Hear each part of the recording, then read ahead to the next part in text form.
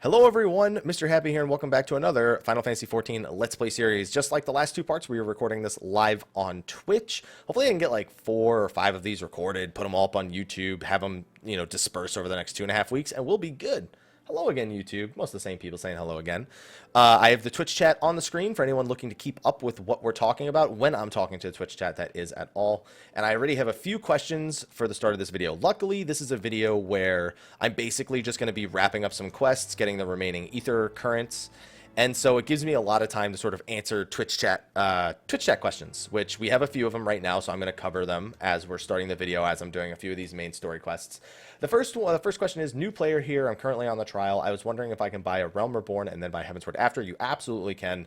That is the #1 way I recommend handling this game if you're a new player.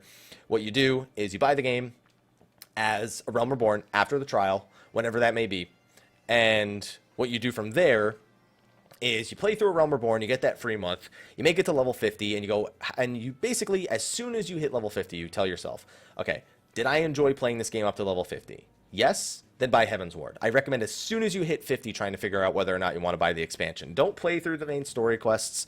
You're going to have to do it anyway, and it's a lot of missing experience points that you could be getting towards level 60. So that's what I recommend doing. And the other big thing, because you're talking about you don't know what unlocks from each expansion, prior to level 51, or pretty much prior to the 3.0 story, the only reason you need Heavensward pre-50 is to either go through all 200 floors of Palace of the Dead, or to even get past floor 40 in Palace of the Dead, or to start the game as an Aura, which is the expansion, which is a race that's only for Heavensward. All the jobs won't unlock until after you buy Heavensward. The Dark Knight, the Machinist, and the Astrologian. Those 3 are Heavensward only, but you won't unlock those till you get to the Heavensward part of the main story anyway, so it's a long way to go. So that's what I recommend doing. That way you can basically turn a 14-day free trial into a $20 purchase of a new game. You don't have to pay the sub fee yet. You don't have to worry about paying the sub fee yet. And you can enjoy the game for a full month. And it's only going to cost you 20 bucks, so it feels like a good purchase at the very least. Also, I have another question here is, should I buy it for the PS4? Or is it not good? PS4 version's very good. I would not recommend buying it on the PS3 because the PS3 is going to be not supported within the next year. Within the next, 9 months, pretty much, the PS3 version won't be supported anymore. Now, if you get a free upgrade, you will get a free upgrade from the PS3 to PS4 version, but you might as well just take the dive directly into the PS4 version. Now, if you have a PC, you could get it on the PC and play it with a PS4 controller. I'm doing that as we speak right now. And that's another big thing of the Healer Happy series on YouTube, is that I wanted to try playing the game with a setup I wasn't comfortable with, to learn a little bit more about what it's like to play on controller. And my experiences have been generally positive. I still am definitely more of a PC keyboard and mouse player, but it's worked okay. All right, cool. Have they sped up any of the EXP or shortened the story quest since launch? They have. They've given more experience points through a lot of different means, whether it's through new content like Palace of the Dead or Beast Tribe quests. And they also sped up 1 to 50 especially, and they increased the amount that Fates give, and they've altered the way that EXP is rewarded at certain levels. It's pretty quick to go from 51 to 60 nowadays, especially with the especially with the increases to the EXP and the dungeons and whatnot. What about a PS4 community versus PC community? We share servers. PS4 players and PC players all play on the same servers. So there isn't really a separation there. It's crossplay, yeah. Well, crossplay is not the right way. If you wanted to play it on both the PS4 and the PC, you'd need to buy the game twice. But we do share servers. So it's all one community, which is a big reason why this game hasn't ended up on the Xbox yet. The Xbox has a cross-play policy now, which means it should theoretically be possible. It's cross-platform. Yeah, cross-platform is the better way to put it. So the big reason why it's not on Xbox yet is because, yes, they do have a cross-platform policy now, where Xbox games can play on the other servers if it's allowed by all parties. The biggest problem is that for their cross-platform policy, they require that a game provide the option to only play with other people playing on Xbox. And because Final Fantasy XIV is an MMO where all of the servers are joined and they're all cross-platform, that's been a really big place where they've been butting heads and they just haven't been able to reach an agreement there. It's pretty much, it needs to be Microsoft that budges, because I think that obviously, like, we have China-only servers because of Chinese law. We have Korean-only servers because of Korean laws. But I don't think that an Xbox-only server would show... like, people will play the Xbox version and be like, oh, this game is dead. Because odds are the majority of people wouldn't be playing it. They'd want to play on the live servers, so it's kind of meh. I am on the Gilgamesh server, yes. This character and my main character are on the Gilgamesh server. How you doing today, Hammer? So now that we know we are going to Alamigo, what high primal do you think we'll be confronting in Stormlight? I don't think we're going to have a high primal, to be honest. I don't think we will. Oh, this is the quest for Squadrons. So this cutscene I'm getting right here, for those of you watching over on YouTube, there was a new feature that was introduced for anyone who reaches the lieutenant rank. It's not first lieutenant, I believe it's second lieutenant. And that is to become a squadron commander. If you've ever played Final Fantasy Tactics, or even if you've played World of Warcraft's... whatever they're called, garrisons. It's basically you collect NPCs by completing tasks in the challenge log, and then these NPCs can be sent out on missions that can bring back materia, they can bring back personal buffs, they can bring back, or they can just level up, and you can eventually do other things with them. We'll eventually be able to run dungeons with our squadrons, but for now, they're basically NPCs that you send out on tasks that come back with some minor rewards. You unlock it at your Grand Company after reaching what was the max rank. Now the new max rank is First Lieutenant. And then you just go over here, entrance to the barracks. I guess I could show it to you real quick. Another question. Which servers are highly populated? Leviathan, Hyperion. These are NA servers, just to be clear. NA servers, we have Leviathan, Hyperion, Sargatanis. You have, of course, Gilgamesh. You have Balmung. You have, did I say Excalibur? I said Hyperion. And I'm missing like one or two. Behemoth is another one. From in here, they start you with 3 recruits, but you also need to go out and recruit more people. Like I said, the only way to recruit more NPCs is your challenge log. When you complete a challenge log, well, something that's in your challenge log, there's a chance that the enlistment papers here will have somebody waiting for you. So like when I complete 2 more dungeons, or I complete another dungeon via the duty roulette, there's a chance that a recruit will pop up here. Maybe if I complete the guild hasts, maybe if I go and complete some fates. Some of these don't have any recruits, but there's very few of them that don't. I think Retainer Ventures don't have recruits, and I think Gold Saucer definitely has recruits. I don't remember which other one does not have recruits. But it's a fun little thing to do on the side. You can train them 3 times a day. You can send them out on like 18-hour missions. It doesn't really require a whole lot of your time. Okay, so we're going to go to this Sildi excavation site. Continue on with the main story.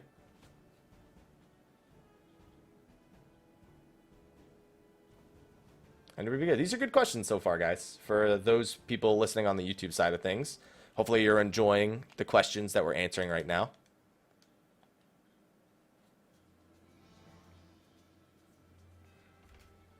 Don't mind me if I occasionally take a sip of my coffee over here. For those on YouTube who may not have known, we're actually partnered with a coffee company, Double Jump Coffee. I'm in the works of currently getting Double Jump tea approved for sale. Josh, the guy who runs the website, he already sells the tea, but I'm trying to get it through my what I can sell, like Hap Tea. Like I have Hap Coffee, which is what I'm drinking right now, and then Hap Tea, where I pick a coffee and I pick a tea, and I pick one like every month or every month and a half, and then we put them for sale on the website. It's within the United States, the shipping is reasonable. Outside the United States, shipping gets kind of crazy. So if you don't live in the United States, it's sometimes rough to purchase the coffee or the tea. So I've had a few purchases out of country, but it's not super common.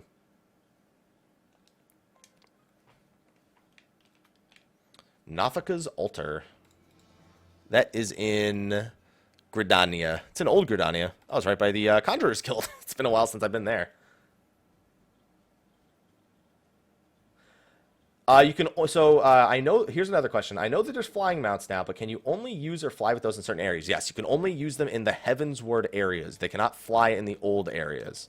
And even then, you also need to unlock flying in the new areas by finding what are known as Aether currents. We've been getting a lot of those in the last few parts of this series right here. There's 10 of them that you find in the zone, and they give you a compass to try and help you find them in the zone itself. And then there's also 5 of them you get from quests. Some of them are from the main story quests. Some of them are from side quests. But the side quests are really easy to identify nowadays.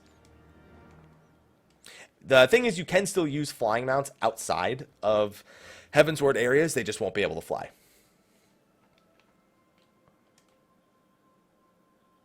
And you will be able to fly in Stormblood areas as well. Stormblood being the next expansion coming out in summer of 2017. Good questions, good questions. Good questions. We only have a couple more Aether currents left in the Sea of Clouds, thankfully.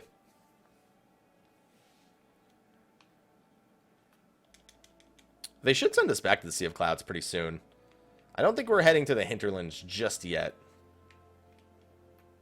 Where is that by? I might as well take this to the Mikoto. Oops, that was not the right one. I don't know why I didn't pay more attention before I clicked there. Mikoto Amphitheater. I was expecting the whole having to click Ethernet thing, but that's only from the Aetherite itself. Here's another one. I keep getting an error when patching the game. It says, unable to download patch files, how to solve this. So if you're on PC, first thing, make sure, well, regardless of PC or PS4, make sure your hard drive's not full. But that's been an increasing problem as of late, it seems, with the latest patch, the unable to download patch files. If you're on PC, go into Internet Explorer. Even if you don't use Internet Explorer, go into Internet Explorer, go to your temporary internet files, and erase them. Erase your temporary internet files, erase your cookies and any of that stuff. That's a potential way to solve it for PC. As for PS4, I don't know of another way to solve it. Maybe somebody in the chat knows, or somebody who's a sub has a link that I can share, or that they can share to help us figure that out. Another question. I currently play Lancer, and all my attacks I get while leveling seem to activate the global cooldown. So eventually, Dragoons get a lot of off-global cooldown abilities. I kind of give Lancer, the class before Dragoon. They are one of the less exciting classes to play before they become a job. You pretty much get heavy thrust. You get your full thrust combo at 26. You get the full combo by level 26, and then you have what is this? What does this unlock? A sight to behold. I don't know what that unlocks, so I'm gonna back out for a little bit. But you pretty much just have heavy thrust, impulse drive, and then you get like feint and like the thrust skills. You do get a lot of on global cooldown abilities, but you will get a lot of off global cooldown abilities post level 30. You get 3 jumps; those are all off global cooldown. You have your buffs, especially your cross class buffs. You have Blood for Blood. You'll have Internal Release. You'll have Blood of the Dragon. You'll have Sheer Skogul. You will get 2 more. You will get quite a few more on the global cooldown abilities, but Dragoon gets a lot of off global cooldown abilities as well.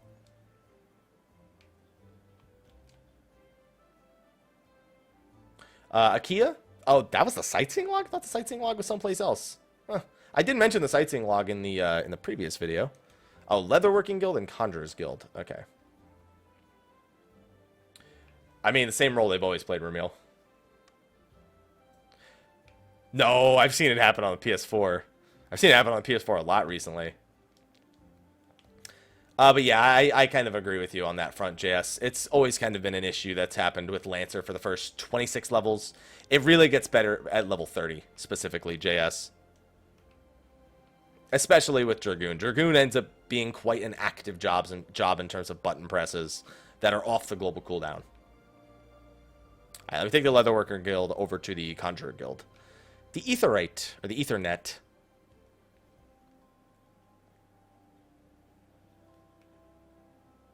Do I have this one? Oh, I did it again! There are no useless classes or jobs in this game.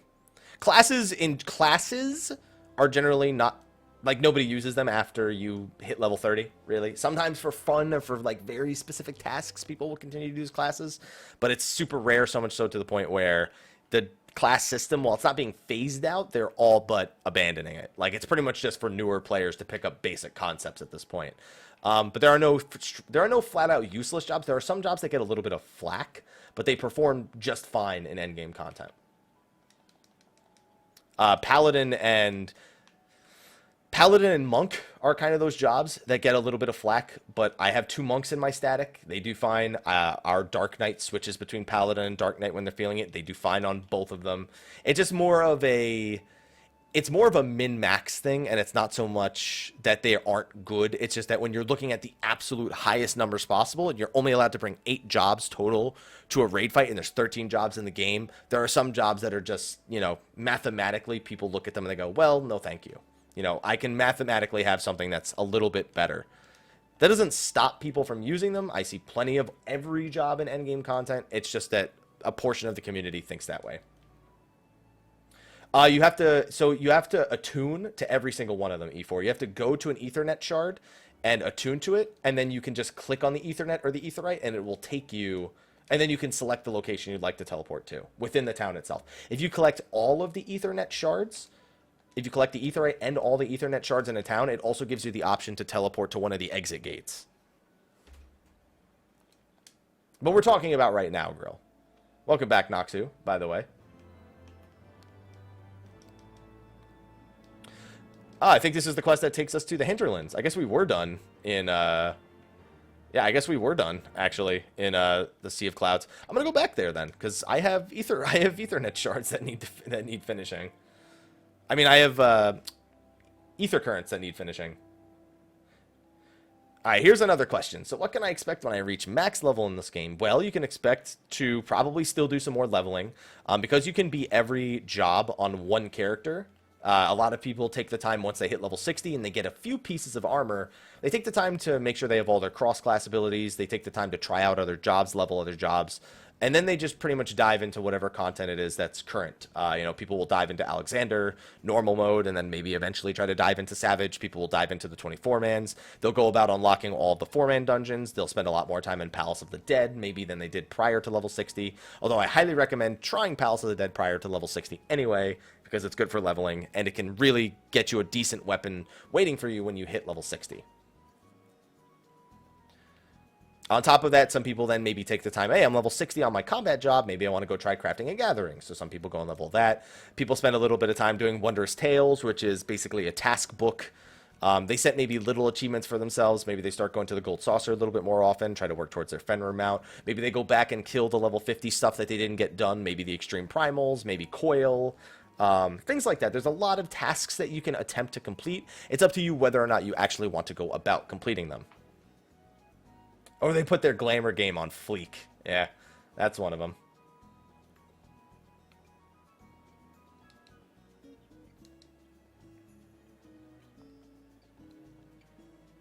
One of the big things that you need to know when leveling is that each job pulls from 2...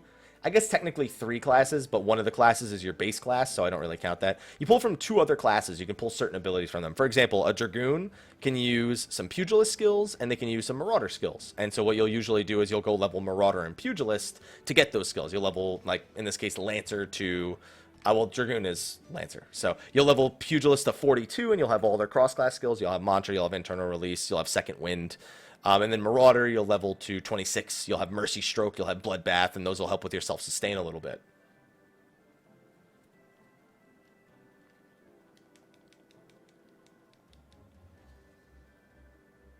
Does anyone know if the upgrade to Heaven's Ward on the PSN Store or do I buy on the website? I don't know about how it works on PSN, so I'm really going to let the chat handle that one. Unfortunately, because I've played on PC exclusively, like even though I'm playing with a controller right now, it's still PC. I don't know what the purchasing process is like when it comes to PSN, so I can't really comment on it too well. I can only pretty much tell you what other people have told me, and I don't really commit that to memory when it comes to the PS4 version all that frequently. All right, let us go back. Oh, that looks like the last Aether. Oh, wait. Hold on. Before I do anything, let me make sure that I have the Ethernet that's here, because it's very close. 26 yalms to the west, which means I am literally above it. It's right down there. I walked right past it. There it is.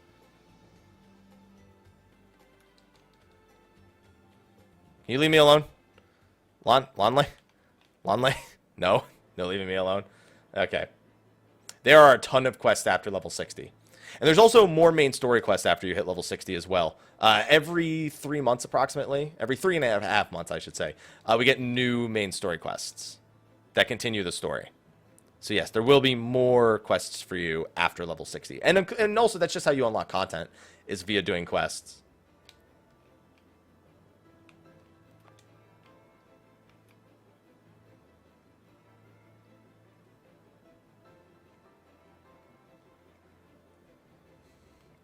And yes, you absolutely want the cross-class Marauder skills for Dragoon. Mercy Stroke is a DPS increase, and Bloodbath is self-sustain, which is always good. Was that the last one? Yep, no more Aether Currents. All right, let's teleport back to this part.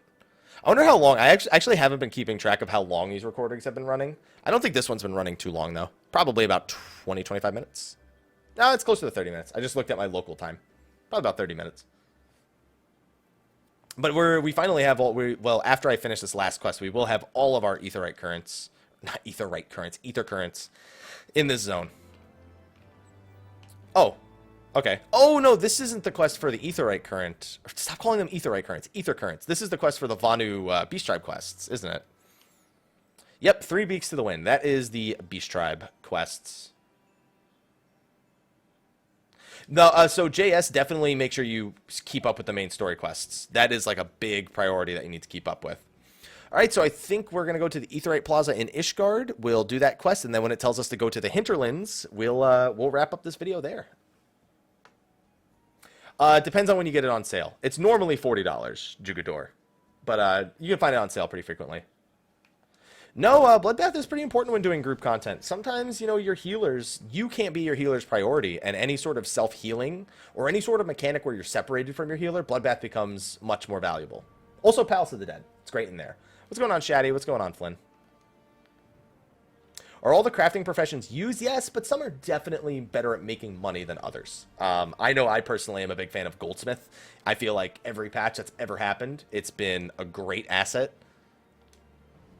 That's not to say the other ones aren't good. Alchemy, of course, leatherworking, weaver, they all have their place. But I've always loved goldsmithing, personally. Yeah, I thought that I thought I still had one more, Greedo. I actually already had it. I now only have the Hinterlands and Azislaw left for those situations. Hello, Nighthawky. I think right after this, they'll tell us to head to the Hinterlands. I think this is the quest where they tell us to meet them at the Hinterlands. Yes. All right, so the Hinterlands is since we're talking about flying, the Hinterlands is the last zone where you need to find Aether Currents. They're the final zone after the Hinterlands, which is called Azislaw. There are no Aether Currents to find. You will get all 5 of the Aether Currents through quests, and they will be main story. Well, they will be quests that you kind of can't avoid. So keep that in mind. I believe I Can Fly is also here, so I can get my Chocobo to fly. Best gear, it's crafted or raid. Raid gear is the best. Though some crafted gear sometimes squeezes through on the best gear list. And crafted gear is excellent for getting into raiding in the first place. Alright guys, that's going to be a wrap for another Healer Happy video. I'm recording a bunch of these live on Twitch today. Thank you for all the questions that came in from the Twitch chat for this video in particular, since it was mostly a video of me doing main story quests, finishing up Aether Currents. I feel like it added a lot of value to this video in particular. For those watching this over on YouTube when it's uploaded later, thank you for watching. Be sure to like, favorite, subscribe, and share, and especially shout out to those supporting over on Patreon. Our Patreon has been helping us do a lot more of this content. It's been making so I can prioritize it, whether it be on the live stream, whether it be on YouTube, and it's been helping out a lot with bringing these Healer Happy videos to you guys, despite the view count. That's a big thing with Patreon, is it just lets me completely ignore view count, and I can bring the hardcore fans the content that they want. So thank you again for supporting that through Patreon. You guys are making this happen. We got Bestiary, we got gaming news coming this month as well. I'm going to take a 5-minute break, and then I'm going to start the next recording for the next YouTube video. So thank you again for watching, those of you on YouTube. Twitch, we'll hang out for a few minutes, and then we'll start the next recording. Until next time, take care.